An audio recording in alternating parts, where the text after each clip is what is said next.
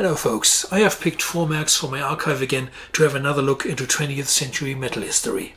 There is an issue of Street Cleaner from 1991, Metal Warriors 1985, Breakout 1987 and a mag called Operation Confusion from 1997. The makers of Metal Warriors had a vote for their favorite album, and the winner was Possessed's Seven Churches. Obviously, they were into the most brutal stuff available at the time. There's an interview with Creator about the debut album Endless Pain, in which the band openly admits that it's technically and sound-wise not very good, and they say they want to improve a lot of things on their second LP. Rarely a band criticizes their first professional output so openly. It's quite the opposite with Avenger, who later became Rage. They praised their debut album Prayers of Steel as a great success beyond their expectations. In the center of the mag there is an adorable pic from a young band called Samhain. That's how we teenagers incorrectly pronounced it at the time. They would rename into Death Row and become a successful thrash band. Last not least, there is an interview with Blitzkrieg. Brian Ross tells Metal Warriors about the debut album A Time of Changes, which was released in 1985, delayed about 4 years. 4 years isn't such an awful long time, but it shows in this mag how rapidly the metal scene had changed from the new wave of British heavy metal to the mid-80s thrash wave.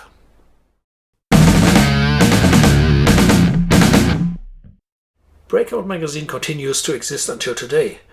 As you can guess from their Bon Jovi cover, they were more into rock, but you still find a lot of relevant metal bands. In their review for Iron Maiden's latest output Somewhere in Time, they wrote, "Although they are existing for 10 years already, the band didn't lose their creativity."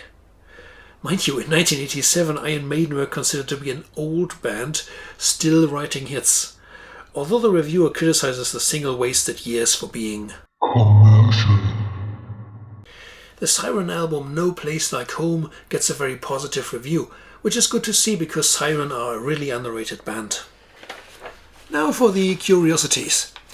Sinner cancelled a gig on their recent tour, arriving at the venue and realizing that the stage was too small for their show. The writer of Breakout asks, don't they check out such things before the dates are confirmed? And it seems indeed that this was not exactly professional and upset the fans. Saxon, on the other hand, did play a gig at Mannheim, although it was poorly attended. The reporter informs us only 350 people were there, and I personally can't remember ever seeing Saxon in front of much less than 1,000. But the review of their latest album in here gives me a clue. Rock the Nations lacks new ideas and is not convincing, it says in here. Saxon were in a bit of a crisis in the late 80s, to emerge stronger in the 90s again.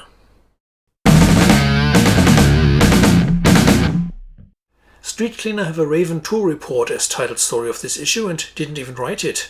They just asked John Gallagher to drop them a few lines about each place Raven visited during a 2-week European tour. He dutifully provided those lines, but that was lazy by the makers. They also didn't spend much time on the layout here, which is a chaotic assembly of typewriter pages. They did bother to meet the Cycle Sluts from Hell though, the band who supported Motorhead on their 1916 tour. Asking the Cycle Sluts how they got a record deal while they can't even play any instruments, the reply is definitely X-rated. Having been backstage on that tour myself, I feel inclined to believe it though. From memories of the past to predictions of the future. Paradise Lost, who had just released their second album Gothic, were asked about the new wave of black metal which had just begun in the early 90s, and they said it wouldn't last long because those lyrics about Satan are unoriginal and very limited. Like most predictions, that was totally wrong though.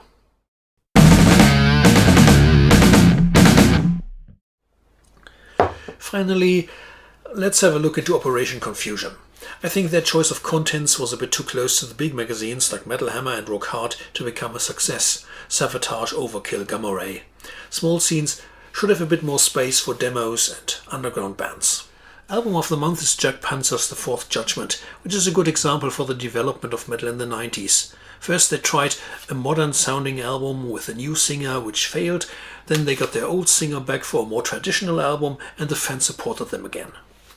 The issue also features an interview with the Anti-Nowhere League about their new album entitled Scum. Metallica had previously covered their song So What, leading to an unexpected paycheck. I wonder how many bands reformed after Metallica covered them. Diamond Head, Holocaust, Sweet Savage. For all of them, it was a surprise that you can actually make money with your music, but they found out about the limitations of that, I presume, since they were not Metallica. Bye for now.